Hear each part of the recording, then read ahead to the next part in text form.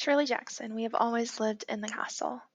First published in 1962 for Pascal Covici. My name is Mary Catherine Blackwood. I'm 18 years old, and I live with my sister Constance. I've often thought that with any luck at all, I could have been born a werewolf, because the two middle fingers on both of my hands are the same length. But I've had to be content with what I had. I dislike washing myself, and dogs, and noise. I like my sister Constance, and Richard Plantagenet, and Amanita phalanoides, and the death cup mushroom. Everyone else in my family is dead. The last time I glanced at the library books on the kitchen shelf, they were more than 5 months overdue, and I wondered whether I would have chosen differently if I had known that these were the last books, the ones which would stand forever on our kitchen shelf.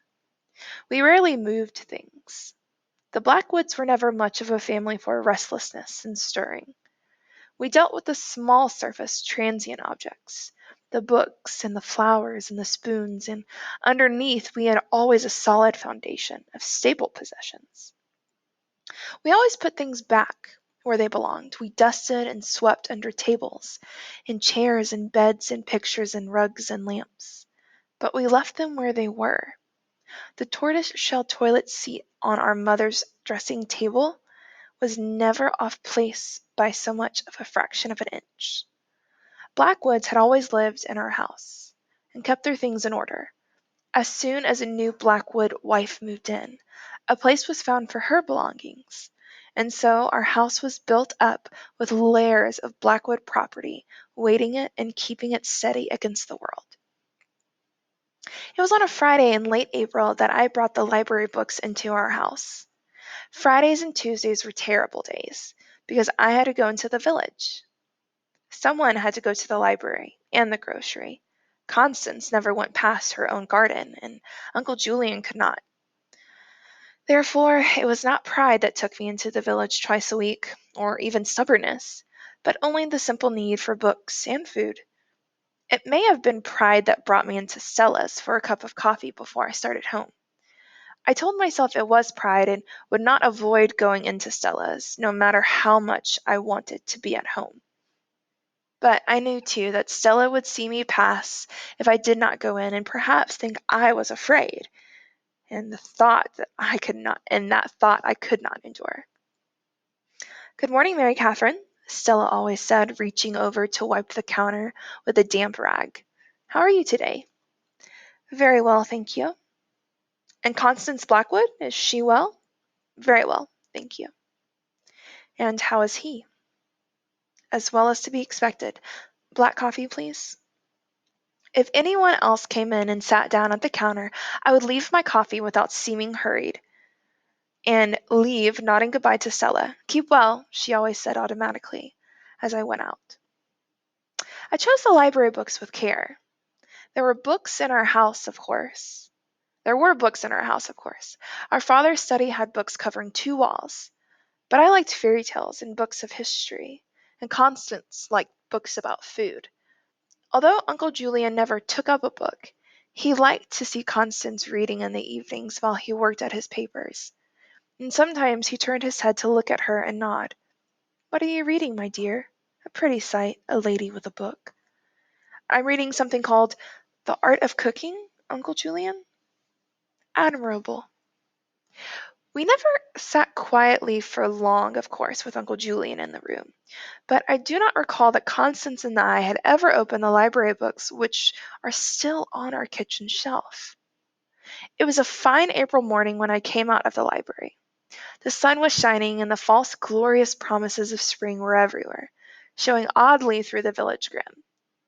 I remember that I stood on the library steps holding my books and looking for a minute at the soft hinted green in the branches against the sky, and wishing, as I always did, that I could walk home across the sky instead of through the village. From the library steps I could cross the street directly and walk to the other side along to the grocery, but that meant that I must pass the general store and the men sitting in front. In this village the men stayed young and did the gossiping, and the women aged with gray evil weariness. and stood silently waiting for men to get up and come home. I could leave the library and walk up the street on this side until I was opposite of the grocery and then cross. That was preferable, although it took me past the post office and the Rochester house, with the piles of rusted tin and the broken automobiles and the empty gas can tins and the old mattresses and plumbing fixtures and wash tubs that the Harler family brought home and I genuinely believed loved. The Rochester house was the loveliest in the town, and had once had a walnut-paneled library and a second-floor ballroom and a profusion of roses along the veranda. Our mother had been born there, and by rights it should have belonged to Constance. I decided, as I always did, that it would be safer to go past the post office and the Rochester house, although I disliked seeing the house where our mother was born. The side of the street was generally deserted in the morning, since it was shady, and after I went into the grocery, I would in any case have passed the general store to get home, and passing it going and coming was more than I could bear. Outside the village, on Hill Road and River Road and Old Mountain, people like the Clarks and the Carringtons had built new lovely homes. They had to come through the village to get to Hill Road and River Road because of the main street of the village was also the main highway across the state. But the Clark children and the Carrington boys went to private school, and the food on Hill Road kitchens came from the towns and the cities. Mail was taken from the post office by car along River Road and up to Old Mountain, but the mountain people mailed their letters in town, and the River Road people had their hair cut in the city. I was always puzzled that the people of the village living in their dirty little houses on the main highway or out on Creek Road smiled and nodded and waved when the Clarks and the Carringtons drove by. If Helen Clark came to Albert's grocery to pick up a can of tomato sauce or a pound of coffee, her cook had forgotten everyone told her good morning and said the weather was better today. The Clark's house was newer, but no finer than the Blackwood house. Our father brought home the first piano ever seen in the village. The Carringtons owned the paper mill, but the Blackwoods owned all of the land between the highway and the river. The shepherds of Old Mountain gave the village its town hall, which is white and peaked and set on the green lawn with a cannon in front. There was some talk once of putting in zoning laws in the village and tearing down the shacks on Creek Road and building up the whole village to match the town hall. But no one ever lifted a finger. Maybe they thought the Blackwoods might be attending town meetings if they did. The villagers get their hunting and fishing license in the town hall, and once a year the Clarks and the Carringtons and the Shepherds attend town meetings and solemnly vote to get the Harler junkyard off Main Street and take away the benches in front of the general store. And each year the villagers gleefully outvote them. Past the town hall, bearing to the left, is the Blackwood Road, which is the way home. Blackwood Road goes in a great circle around the Blackwood land, and along every inch of Blackwood Road is a wired fence built by our father. Not far past the town hall is the big black rock which marks the entrance to the path where I unlock the gate and lock it behind me to go through the woods, and I am home. The people of the village have always hated us. I played a game when I did the shopping. I thought about the children's games where the board is marked into little spaces and each player moves according to the throw of a dice. There were always dangers like lose one turn or go back 4 spaces and return to start, and little helps like advance 3 spaces or take an extra turn. The library was my start, and the black rock was my goal. I had to move down one side of Main Street, cross, and then move up over the other side until I reached the black rock, when I would win. I began well, with a good safe turn along the empty side of Main Street, and perhaps this would turn out to be one of the very good days. It was like that sometimes, but not often on spring mornings. If it was a very good day, I would later make an offering of jewelry out of gratitude. I walked quickly when I started, taking a deep breath to go out with and not looking around. I had the library books in my shopping bag to carry and watched my feet moving one after the other. 2 feet in our mother's old brown shoes. I felt someone watching me from inside the post office. We did not accept mail, and we did not have a telephone. Both had become unbearable 6 years before. But I could bear a quick stare from the office. That was old Mrs. Dutton, who had never did her staring out in the open like other folks, but only looked out between the blinds and from behind the curtains. I never looked at the Rochester house. I could not bear to think of our mother being born there. I wondered sometimes if the Harler people knew that they lived in a house which as such had belonged to Constance. There was always so much noise and crashing tinware in the yard that there could not have heard me walking. Perhaps the Harlers thought that the unending noise drove away demons. Or perhaps they were musical and found it agreeable. Perhaps the Harlers lived inside the way they did outside, sitting in old bathtubs and eating their dinner off broken plates set on the skeleton of an old Ford car, rattling cans as they ate and talking in bellows. A spray of dirt always laid across the sidewalk where the Harlers lived. Crossing the street, lose one turn, came next. To get to the grocery store opposite, to get to the grocery directly opposite, I always hesitated, vulnerable and exposed on the side of the road while the traffic went by. Most Main Street traffic was going through, cars and trucks passing through the village because the highway did, so the drivers hardly glanced at me. I could tell a local car by the quick, ugly glance from the driver, and I wondered always, what would happen if I stepped down from the curve onto the road? Would there be a quick, almost unintended swerve towards me? Just to scare people, perhaps. Just to see me jump? And then laughter coming from all sides, from behind the blinds in the post office, from the men in front of the general store, from the women peering out of the grocery doorway, all of them watching and gloating, to see Mary Catherine Blackwood scurrying out of the way of a car. I sometimes lost 2 or even 3 turns because I waited so carefully for the road to clear in both directions before I crossed. In the middle of the street, I came out of the shade into a bright, misleading sunshine of April. By July, the surface of the road would be soft in the heat, and my feet would stick, making the crossing more perilous. Mary Catherine Blackwood, her foot caught in the tar, cringing as the car poured down on her. Go back and all the way to start over. The buildings would be uglier. All of the village was a piece, a time, and a style.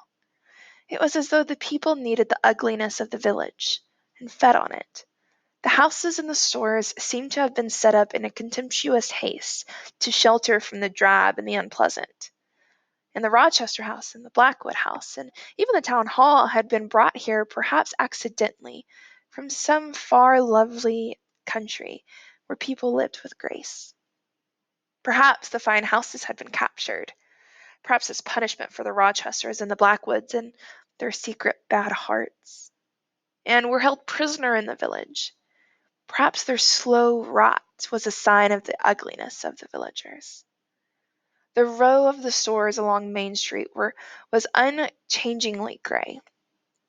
The people who owned the stores lived above them, and the row of the second-story apartments and the curtains in the regular line of second-story windows were pale and without life. Whatever planned to be colorful lost its heart quickly in the village. The blight of the village never came back to the Blackwoods, and the villagers belonged where? And the village was the only proper place for them. I always thought about rot. When I came towards the row of stores, I thought about burning black painful rot that ate away from inside, hurting dreadfully. I wished it on the village. I had a shopping list for the grocery. Constance made it for me every Tuesday and Friday before I left home. The people of the village just liked the fact that we had always had plenty of money to pay for whatever we wanted. We had taken our money out of the bank, of course, and I knew they had talked about the money hidden in our house, as though there were great heaps of golden coins, and Constance and Uncle Julian and I sat in the evenings, our library books forgotten, and played with it, running our hands through it and counting and stacking and tumbling it, jarring and mocking behind the locked doors. I imagine that there were plenty of rotting hearts in the village coveting our heaps of golden coins. But they were cowards, and they were afraid of the Blackwoods. When I took my grocery list out of the shopping bag, I took out the purse too, so that Albert in the grocery would know that I had brought money and he would not refuse to sell it to me. It never mattered who was in the grocery. I was always served at once. Mr. Albert or his pale, greedy wife always came right away from wherever they were in the store to get me what I wanted. Sometimes, if their older boy was helping out in school vacation, they hurried to make sure that he was not the one who waited on me. And once, when a little girl, a child strange in the village, of course, came close to me in the grocery, Mrs. Elbert pulled her back so roughly that she screamed. That there was a long, still minute while everyone waited for Mrs. Elbert to took a breath and said, "Anything else?" I always stood perfectly straight and stiff when the children came close, because I was afraid of them. I was afraid that they might touch me and their mothers would come at me like a flock of taloned hawks. That was always the picture I had in my mind. Birds descending, striking, gnashing with the razor claws. Today I had a great many things to buy for Constance. It was a relief to see that there were no children in the store and not many women. Take an extra turn, I thought, and said to Mr. Ilbert, "Good morning." He nodded to me. He could not go entirely without greeting me, and yet the women in the store were watching. I turned my back to them, but I could feel them standing behind me, holding a can or half a bag filled with cookies or a head of lettuce, not willing to move until I had gone out through the door again, and the wave of talk began, and they were swept back into their own lives. Mrs. Donnell was back there somewhere. I had seen her as I come in, and I wondered, as I had before, if she had come on purpose when she knew I was coming, because she always tried to say something. She was the one of the few who spoke. "A roasting chicken," I said to Mr. Ilbert. And across the store his greedy wife opened the refrigerated case and took out a chicken and began to wrap it. "A small leg of lamb," I said. My Uncle Julian always fancies a roasted lamb in the first spring days. I should not have said that, I knew, and a little gasp went around the store like a scream. I could make them run like rabbits, I thought, if I said to them what I really wanted to. But they would only gather again outside and watch for me there. "Onions," I said politely to Mr. Ilbert. "Coffee, bread, flour, walnuts," I said, "and sugar. We are very low on sugar." Somewhere behind me there was a little horrified laugh, and Mr. Elbert glanced past me briefly, and then the items he was arranging on the counter. In a minute, Mrs. Ilbert would bring my chicken and my meat, and wrapped and set them on by the other things. I need not turn around until I was ready to go.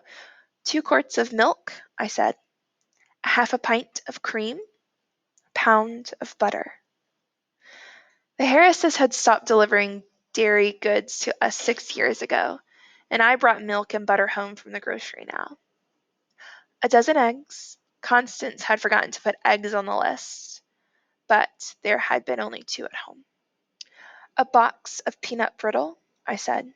Uncle Julian would clatter and crunch over his papers tonight and go to bed sticky. The Blackwoods always set a fine table. That was Mrs. Donnell speaking clearly from somewhere behind me, and someone giggled and someone else said shh. I never turned. It was enough to fill them all there in the back of me, without looking into their flat gray faces with their hating eyes. I wish you all were dead, I thought, and longed to say it out loud. Constance said, "Never let them see that you care, and if you pay attention, they'll only get worse." And probably it was true, but I wished they were all dead. I would have liked to come into the grocery store or the grocery some morning and see them all, even the Elberts and the children, lying there crying with the pain and dying. I would then help myself to groceries. I thought, stepping over their bodies, taking whatever I fancied from the shelves, and go home with perhaps a kick for Mrs. Donald while she lay there. I was never sorry when I had thoughts like this. I only wished that they would come true. "It's wrong to hate them," Constance said. It only weakens you. But I hated them anyway, and I wondered why it would be worth while creating them in the first place. Mr. Elbert put all my groceries together on the counter and waited, looking past me into the distance. "That's all I want today," I told him, and without looking at me, he wrote the prices on the slip and added, then passed the slip to me so I could make sure he had not cheated me. I always made a point of checking his figures carefully, although he never made a mistake. There were not many things I could do to get back at them, but I did what I could. The groceries filled my shopping bag and another bag besides, but there was no way of getting them home except by carrying them. No one would offer to help me, of course, even if I would let them. Lose 2 turns. With my library of books and my groceries going slowly, I had to walk down the sidewalk past the general store and into Stella's. I stopped in the doorway of the grocery, feeling around inside for myself for some thought to make me safe. Behind me, the little stirrings and coughings began. They were getting ready to talk again, and across the width of the store, the Ilberts were probably rolling their eyes at each other in relief. I froze my face hard. Today I was going to think about taking our lunch out into the garden, and while I kept my eyes open just enough to see where I was walking, our mother's brown shoes going up and down, in my mind I was setting the table with a green cloth and bringing out yellow dishes and strawberries in a white bowl. Yellow dishes, I thought. The feelings of the eyes of the men looking at me as I went by, and Uncle Julian shall have a nice soft egg with toast broken into it. And I will remember to ask Constance to put a shawl across his shoulders, because it is still very early spring. Without looking, I could see the grinning and the gesturing. I wish they were all dead. I was walking on their bodies. They rarely spoke directly to me, but only to each other. "That's one of the Blackwood girls," I heard one of them say in a high mocking voice. "One of the Blackwoods girls from the Blackwood farm." "Too bad about the Blackwoods," somebody else said, just loud enough. "Too bad about those poor girls." "Nice farm out there," they said. "Nice land to farm. Man could get rich farming the Blackwood land. If I had 1,000,000 years and 3 heads and didn't care what grew, a man could get rich. Keep their land pretty well locked up, the Blackwoods do. Man could get rich. Too bad about the Blackwood girls. Never can tell 'em what'll grow on the Blackwood land." I am walking on their bodies, I thought, and we're having lunch in the garden, and Uncle Julian is wearing his shawl. I always held my groceries carefully along here, because one terrible morning I dropped the shopping bag, and the eggs broke, and the milk spilled, and I gathered up what I could while they shouted, telling myself that whatever I did, I would not run away. Shoveling cans and boxes and spilled sugar wildly back into the shopping bag, telling myself not to run away. In front of Stella's, there was a crack in the sidewalk that looked like a finger pointing. The crack had always been there. Other landmarks, like the handprint Johnny Harris made in the concrete foundation of the town hall, and the Mueller boys' initials in the library porch, had been put there in times that I remembered. I was in the 3rd grade and at school when the town hall was built. But the crack in the sidewalk in front of Stella's had always been there, just as Stella's had always been there. I remember roller skating across the crack and being careful not to step on it or it would break our mother's back, and riding our bicycle past with my hair flying behind. The villagers had not openly disliked us then, and although our father said they weren't trash, our mother told us once the crack was there when she was a girl in the Rochester house, so it must have been there when she was married to her father and went on to live in the Blackwood farm. And I suppose the crack was there, with the finger pointing, from the time the village was first put together out of an old grade wood, and the ugly people with their evil faces were brought from some impossible place and set down to the house to live. Stella brought the coffee urn and put on the marble counter with the insurance money when her husband died. But otherwise there had been no change in Stella since I could remember. Constance and I had come up here to spend pennies after school, and every afternoon we picked up the newspaper to take along to our father to read in the evening. We no longer bought newspapers, but Stella still sold them, along with magazines and the penny candy and gray postcards of the town hall. "Good morning, Mary Catherine," Stella said when I sat down at the counter and put my groceries on the floor. I sometimes thought when I wished all the village people dead that I might spare Stella's because she was the closest the kind kind that any of them could be, and the only one who managed to keep hold of any color at all. She was round and pink, and when she put on a bright print dress it stayed looking bright for a while it merged into a dirty gray of the rest. "How are you today?" she asked. "Very well." "And Constance Blackwood, is she well?" "Very well, thank you." "How is he?" "As to be expected. Black coffee, please." I really preferred sugar and cream in my coffee because it was such bitter stuff, but since I only came here out of pride, I needed to accept only the barest minimum for token. If anyone came into Stella's while I was there, I got up and left quietly. And some days I had bad luck. This morning she had only set my coffee down on the counter when there was a shadow against the doorway, and Stella looked up and said, "Good morning, Jim." She went down to the other end of the counter and waited, expecting him to sit down there so I could leave without being noticed. But it was Jim Donnell, and I had knew him at once that today I had bad luck. Some of the people in the village had real faces that I knew and could hate individually. Jim Donnell and his wife were among these, because they were deliberate instead of just hating dully and from a habit like the others. Most people would have stayed down at the end of the counter where Stella waited, but Jim Donnell came right to the end where I was sitting, took the stool next to me, as close to me as he could come, because I knew he wanted this morning to be bad luck for me. "They tell me," he said, swinging to sit sideways on the stool and look at me directly, "they tell me you're moving away." I wish he would not sit so close to me. Stella came towards the inside of the counter, and I wished she would ask him to move so I could get up and leave without having to struggle around him. "They tell me you're moving away?" he said solemnly. "No," I said, because he was waiting. "Funny," he said, looking from me to Stella and then back. "I could have sworn somebody told me you'd be going soon." "No," I said. "Coffee, Jim?" Stella asked. "Why, who do you think would start such a story like that, Stella? Why do you think, or who do you think would want to tell me they're moving away when they're not doing any such thing?" Stella shook her head at him, but she was trying not to smile.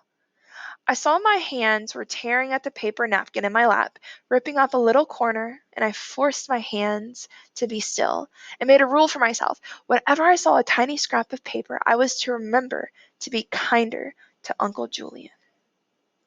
"Can't ever tell how gossip gets around," Jim Donnell says. "Perhaps some day soon Jim Donnell will die. Perhaps there was always a rot growing inside him that was going to kill him." "Did you ever hear anything like the gossip in this town?" he asked Stella. "Leave her alone, Jim," Stella said. Uncle Julian was an old man, and he was dying regrettably, more surely than Jim Donnell and Stella and anyone else. The poor Uncle Julian was dying, and I made a firm rule to be kinder to him. He would have a picnic lunch on the lawn. Constance would bring his shawl and put it over his shoulders, and I would lie on the grass. "I'm not bothering anybody, Stella. Am I bothering anybody? I'm just asking Miss Mary Catherine Blackwood here how it happens everyone in town is saying she and her big sister are going to be leaving us soon. Moving away. Going somewhere else to live." He stirred his coffee. From the corner of my eye I could see the spoon going around and around and around, and I wanted to laugh. There was something so simple and silly about a spoon going around while Jim Donnell talked. I wonder if he would stop talking if I reached out and took hold of the spoon. Very likely he would, I told myself wisely. Very likely he would throw the coffee in my face. "Going somewhere else," he said sadly. "Cut it out," Stella said. I would listen more carefully when Uncle Julian told his story. I was already bringing peanut butter brittle, and that was good. Here I was all upset, Jim Donnell said, thinking the town would be losing one of its fine old families. That would be really too bad. He swung the other way around on the stool because someone else was coming through the doorway. I was looking at my hands in my lap and, of course, would not turn around to see who was coming. But then Jim Donnell said, "Joe," and I knew it was Dunham, the carpenter. "Joe, you ever heard anything like this? Here all over town they're saying the Blackwoods are moving away, and now Miss Mary Catherine Blackwood sits right here and speaks up and tells me they're not." There was a little silence. I knew the Dunhams were scowling, looking at Jim Donnell and at Stella and at me, thinking over what he had heard, sorting out the words and deciding what each one meant. "That's so," he said at last. "Listen, you two," Stella said. But Jim Donnell went on talking with his back to me and his legs stretched out so I could not get past him and outside. "I was saying to people only this morning it's too bad when the old families go. Although you could not rightly say a good number of the Blackwoods had already gone." "Have gone already," he laughed and slapped the counter with his hand. "Gone already," he said again. The spoon in his cup was still. But he was talking on. "A village loses a lot of style when the fine old people go. Anyone would think," he said slowly, "that they wasn't wanted." "That's right," Dunham said, and he laughed. "The way they live up there in their fine old private estate with the fences and the private path and the stylish way of living," he always went on until he was tired. When Jim Donnell thought of something to say, he said it as often and in as many ways as possible, perhaps because he had a few ideas and had to wring each one dry. Besides, each time he repeated himself, he thought it was funnier. He thought he might go on like this until he was really sure that no one was listening anymore. I made a rule for myself. Never think anything more than once, and I put my hands quietly in my lap. "And I'm living on the moon," I told myself. "I have a little house all by myself on the moon." "Well," Jim Donnell said, and he smiled too, "I can always tell people I used to know the Blackwoods. They never did anything to me, that I can remember, always perfectly polite to me. Not," he said and laughed, "that I never got invited to take my dinner with them, nothing like that." "That's enough right there," Stella said, and her voice was sharp. "You go and pick on somebody else, Jim Donnell." "Was I picking on anyone? You think I wouldn't want it to be asked to dinner? You think I'm crazy?" "Me," Dunham said.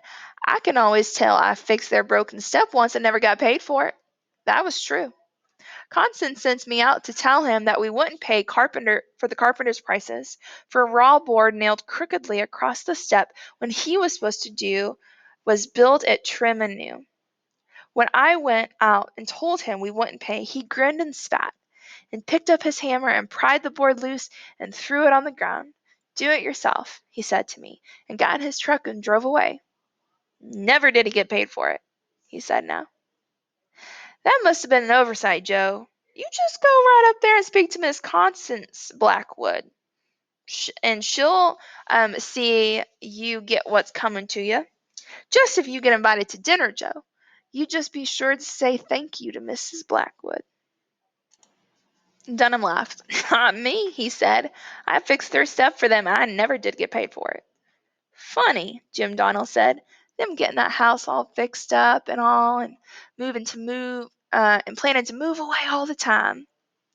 "Mary Catherine," Stella said, coming down inside the counter where I was sitting, "you go along home. Just get off that stool and go along home. There won't be any peace around here until you go." "Now that's the truth," Jim Donnell said. Stella looked at him and he moved his legs and let me pass. "You just say the word, Miss Mary Catherine, and we'll all come out and help you pack. You just say the word, Mary Cat." "And you can tell your sister for me," Dunham started to say, but I hurried. By the time I got outside, all I could hear was the laughter and the two of them, Stella. I liked my house on the moon. I put a fireplace in it and a garden outside. What would flourish growing on the moon? I must ask Constance. And I was going to have lunch outside in my garden on the moon. Things on the moon were very bright and odd colors. My little house would be blue. I watched my small brown feet going in and out, and letting the shopping bag swing a little to my side. I had been to Stella's, and now I needed only to pass the town hall, which would be empty except for the people who made out dog licenses and people who counted traffic fines from the drivers who followed the highway into the village and on through, and the people who sent out notices about water and sewage and garbage and forbade other people to burn leaves or to fish. That would all be buried somewhere deep inside the town hall, working busily together. I had nothing to fear from them unless I fished out of season. I thought of catching a scarlet fish in the rivers of the morning, and I saw that the Harris boys were in their front yard, clamoring and quarreling with half a dozen other boys. I had not been able to see them until I came past the corner of the town hall, and I could still see them having turned back and gone the other way, up the main highway to the creek, and then across the creek and home along the other half of the path to our house. But it was late, and I had the groceries, and the creek was nasty to wade in our mother's brown shoes, and I thought, I'm living on the moon, and I walked quickly. They saw me at once, and I thought of them rotting away, curling in pain and crying out. I wanted them doubled up and crying on the ground in front of me. Mary Cat, they called. Mary Cat, Mary Cat. They moved all together to stand in a line by the fence. I wondered if their parents taught them, Jim Donnell and Dunham and the Dirty Harris, leading regular drills of their children, teaching them with loving care, making sure they pitched their voices right. And how else would so many children learn so thoroughly? Mary Cat, said Connie, would you like a cup of tea? Oh no, said Mary Cat, you'll poison me. Mary Cat, said Connie, would you like to go to sleep? Down in the boneyard 10 feet deep? I was pretending that I did not speak their language. On the moon we spoke a soft liquid tongue, and sang in the starlight, looking down on the dead dried world. And I was almost halfway past the fence. Mary Cat, where's old Connie? Home cooking dinner? Would you like a cup of tea? It was strange to be inside myself, walking steadily and rigidly past the fence, putting my feet down strongly, but without haste, that they might have noticed, but to be inside and know that they were looking at me. I was hiding very far inside, but I could hear them and see them still from one corner of my eye. I wish they were all lying there dead on the ground. Down in the boneyard 10 feet deep. Mary Cat! Once I was going past, the Harris boys' mother came out of the porch, perhaps to see what they were all yelling so about. She stood there for a minute watching and listening, and I stopped and looked at her, looking at in her flat, dull eyes, knowing I must not speak to her, and knowing I would. Can't you make them stop? I asked her that day, wondering if there was anything in this woman I could speak to, or if she had ever if she had ever run joyfully over grass, or had watched flowers, or known delights or love. Can't you make them stop? Kids, she said, not changing her voice or her look or her air of dull enjoyment. Don't call the lady names. Yes, Ma, one of the boys said soberly. Don't go near no fence. Don't call no lady names. And I walked on while they shrieked and shouted, and the woman stood on the porch and laughed. Mary Cat, said Connie, would you like a cup of tea? Oh, no, said Mary Cat, you'll poison me. Their tongues will burn, I thought, as though they had eaten fire. Their throats will burn when the words come out, and in their bellies they will feel a torment hotter than 1,000 fires. Goodbye, Mary Cat, they'll call as I went to the end of the fence. Don't hurry back. Goodbye, Mary Cat, give our love to Connie. Goodbye, Mary Cat. But I was at the black rock, and there was the gate to our path.